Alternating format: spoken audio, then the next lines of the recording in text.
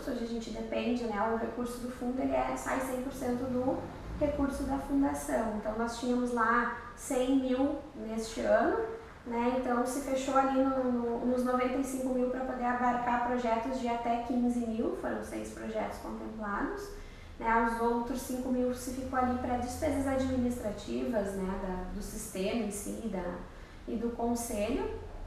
E os resultados desses projetos têm sido muito gratificantes, né? A gente vem acompanhando aí o processo, quase todos eles já estão no processo de finalização, um deles já foi finalizado, já está no período de prestação de contas. E quando se vê isso acontecendo de fato, a gente entende a importância do conselho, a gente entende a importância do fundo, né? Porque essas são ações culturais que não são talvez aquelas que a grande empresa vai ter o interesse de bancar, de financiar, mas essas são as ações que de fato são cultura, desde a sua raiz até a sua essência, e essas são as ações que realmente, ao circular na cidade, tu percebe, né, o quanto elas são importantes e o quanto elas modificam a vida das pessoas por onde elas passaram. Fora a questão da cadeia produtiva da cultura, né, que é uma forma dos artistas, né, financiarem os seus projetos, ter a sua remuneração que eles merecem, com certeza. No município de Gravataí a gente tem um convênio por representar o município na capital, no Carnaval da capital. E também, em troca, né, a gente faz as oficinas durante o ano, faz apresentações nas escolas, né, em todas as atividades que envolvem, né, a comunidade, a gente é convidada para participar e a gente participa. Agora vai ter uma campanha de conscientização, de planejamento familiar, um posto de saúde. Então nós fomos convidados para participar, fazer uma pequena apresentação para a comunidade, né? Porque o município de Gravataí é um município muito grande, né? Então é um pouco carente, né, de atividades culturais. Falta incentivo, né? Primeiro falta incentivo, eu acho, antes ainda do espaço físico. Porque havendo incentivo, havendo prêmios ou a lei municipal, que nós até falamos antes, que possa beneficiar os grupos, se não existir um incentivo, não tem como. Não tem como. É preciso se incentivar, né? Seja através de prêmios, de editais, seja através de festivais para se criar novos interessados nas artes cênicas. Acho que é um conjunto de coisas. Claro, e a partir desse incentivo, hoje existem os festivais, né? É bacana que se fale isso também, que esse governo resgatou o festival de muita tradição na cidade, que revelou grandes talentos, assim, que é o Festil. Isso é muito bacana, isso é muito relevante, mas isso não é suficiente. É preciso que exista esse despertar através dos festivais, de que se traga esses novos talentos, mas existem os talentos que necessitam trabalhar, que necessitam viver da sua arte e tal. E os incentivos aqui na cidade são poucos. Os espaços físicos, então, para que isso aconteça, são menores ainda. Eu sou um entusiasta, né? Eu acho que eu não desisti, né? Muitos já desistiram. Eu não desisti, eu acho que é possível. É possível, tem que correr atrás, tem que se gerenciar, tem que se empresariar, tem que buscar as formas mais corretas de se fazer as coisas. O trabalho é árduo, o artista precisa carregar o seu piano. Não existe glamour nenhum nessa profissão. Talvez para alguns hoje já exista, né? Mas na nossa realidade não existe.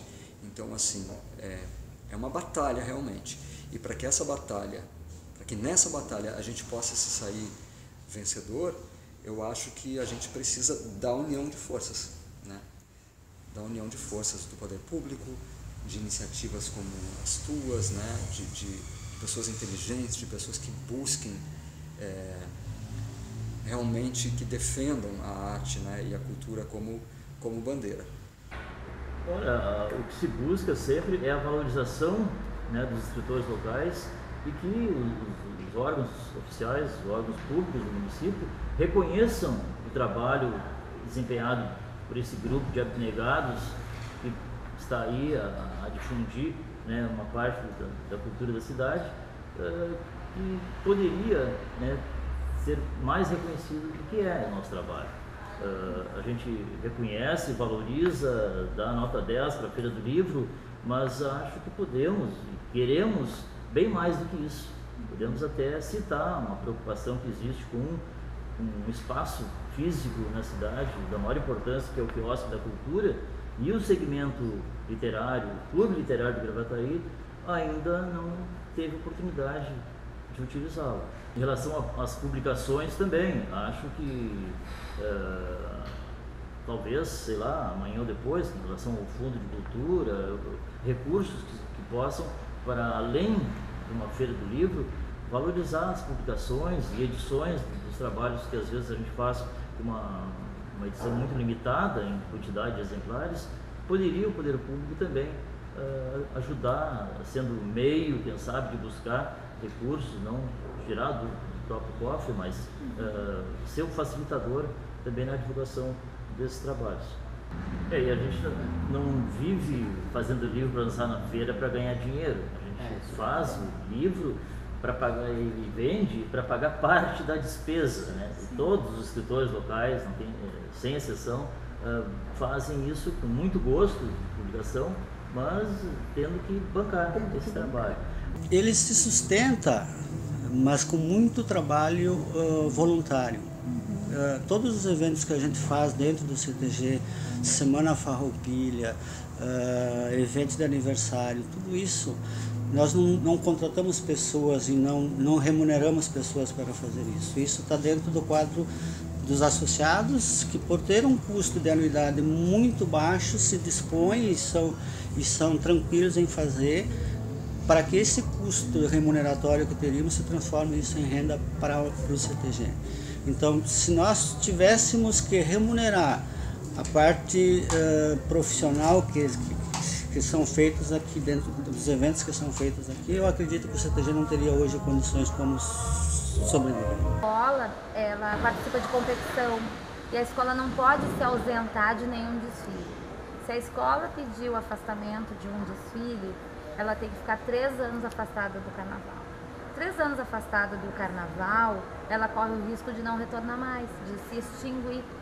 Por quê? Porque daí ia querer afastamento, até depois poder integrar de novo a comunidade, para o novo desfile. Então, assim, nós não podemos parar nunca. Então, todo ano tem que ter o desfile. E o fato de carregar o nome da cidade, isso é muito importante para nós, porque o primeiro nome da entidade foi Acadêmicos do Samba, e depois teve a alteração para Acadêmicos de Gravataí, a partir do momento que nós começamos a desfilar na capital. Torna mais fácil. É muito batalhado demais, é muito estressante, é muito cansativo você montar um rodeio do Mercosul para 200 mil pessoas e você tem que batalhar até o último minuto do segundo tempo para você conseguir fechar isso. Então eu acredito assim, é uma questão mais cultural, falta um pouquinho, digamos assim, do setor empresarial olhar um pouquinho a cultura também com um pouquinho de mais carinho.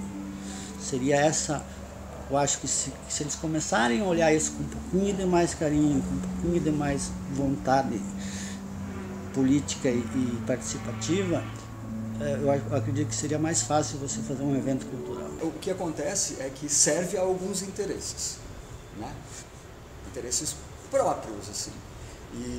E a gente, e os artistas, e a comunidade, as pessoas que estão acostumadas a ter a esse acesso, ou que vislumbram assim, a possibilidade, ficam à deriva, a gente fica à deriva.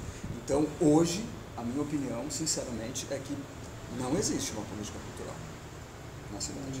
E vocês falavam da questão do financiamento de atividades culturais, de projetos continuados, de eventos e tudo mais. A gente sabe que hoje um dos mecanismos é o fundo, pelo que vocês mesmos relataram. Ele vem acontecendo com um pouco de dificuldade, mas aconteceu, né, novamente um edital. Mas no âmbito da relação com a iniciativa privada, a gente tem as leis de incentivo a nível estadual e nível federal. Percebemos que vários produtores culturais da cidade têm uma dificuldade imensa de acessar as empresas e de conseguir sensibilizá-las para captar esses recursos. E como que vocês entendem que seria a importância ou não de uma lei municipal para que a gente pudesse ter o benefício fiscal a nível da cidade para as empresas que estão alocadas aqui? O que isso mudaria na realidade no mercado cultural? Eu acho que já começaria mudando na questão profissional mesmo. Se você dispõe de um mecanismo a nível municipal que te ofereça uma possibilidade de patrocínio, né, de oferta de patrocínio, seria maravilhoso, né? Mas aí a gente vai cair naquela mesma questão. Para que isso aconteça, tem que existir uma boa vontade, né, por parte do executivo para a criação dessa lei. E aí a gente precisa fazer um lobby imenso com todos os vereadores, né, para que isso venha a ser aprovado. Essa tentativa já existiu alguns anos atrás, e aí a gente volta naquela história de que as coisas se repetem. Nós já tentamos de várias formas com outros governos fazer com que essa lei fosse aprovada, ou que fosse pelo menos estudada para uma possível aprovação, mas aí a gente acaba sempre caindo sim naquela história de que não há um interesse. Se não existe um interesse do gestor para que o artista possa finalmente poder desenvolver o seu trabalho na sociedade, a gente vai parar no... Então assim, tem que ter boa vontade, né?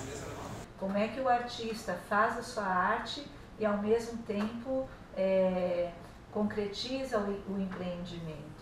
É muito difícil, né? Eu hoje aqui na escola, por exemplo, no início, qual era a minha dificuldade? Hoje ela já é bem menos, porque eu já tenho uma equipe, né? Eu consegui, né? Estou formando uma equipe fiel, né, à escola, fiel à minha direção.